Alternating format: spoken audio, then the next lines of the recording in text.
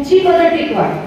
आम्ही तर ऑलरेडी महाराष्ट्रात फिरणार आहोत, आम्हाला पर्याय नाही. अतिरिक्त व्हायच्या आधीच आम्ही रिक्त करून जाणार, पण तुम्हाला तशी संधी नाहीये. त्याच्यामुळं आपलं पद टिकवायचं असेल. आणि आताचा जो GR आहे, पूर्वी कसं होतं, अतिरिक्त झाल्यानंतर पेमेंट चालूच राहायचं, समायोजन झालं काय नाही झालं का. आताचा जो GR आहे याच्यामध्ये समायोजन झाल्यानंतर तात्काळ जिल्ह्याचा तालुक्याचं समायोजन, जिल्ह्याचं समायोजन, तिथं नाही झाले तर विभागाला जातील, विभागाला नाही तर राज्याला जातील. आजची सिच्युएशन तुम्हाला सांगते की या जर पद्धतीने चालत गेलं तर आपले झडपीचे शिक्षक सुद्धा, खासगीचे तर 165 अतिरिक्त हे सगळे कुठेतरी लांब जातील. मग तुमचं भांडणच दूर होईल. 30 किलोमीटरच्या आत कुठून त्या जाईल, भांडू शकणार नाही ना. कोर्टात बसली ओला नाही ओला कुणाला भांडता येणार नाही.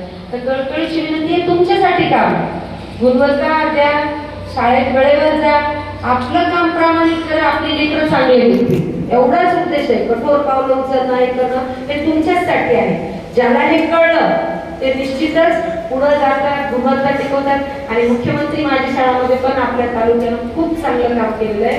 मनस्वी आपलं खूप खूप अभिनंदन या ठिकाणी करते. तर जेव्हा मी रेणापूरला जॉईन झाले त्यावेळेस फक्त घोघा होता लातूरचा.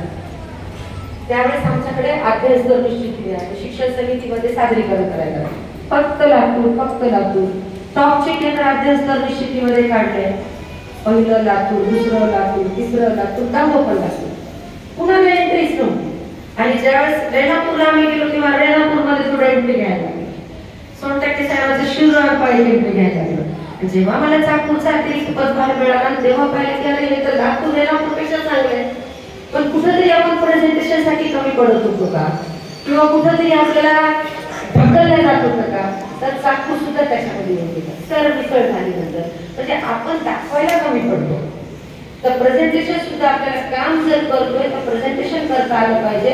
आणि चुकीचा निर्णय होत असेल तर खेचून आणता आला पाहिजे. ते तर आपल्याकडे आहे, तो खेचून तुम्ही आणतात, पण प्रेझेंटेशन करा, चांगल्या कामाचे प्रेझेंटेशन करा, शाळा फोकस मध्ये उद्या. आणि आता मुख्यमंत्री माझी शाळामध्ये याही वर्षी ते आहे. आत्तापासून तयारीला लागा. आणि आपल्याला आता तालुक्याचा पुरस्कार नाही घ्यायचा, जिल्ह्याचा नाही घ्यायचा, तर राज्याचा घ्यायचा. हे टार्गेट ठेवा, मस्त आनंदाने काम करा, मजा येते की नाही बघा.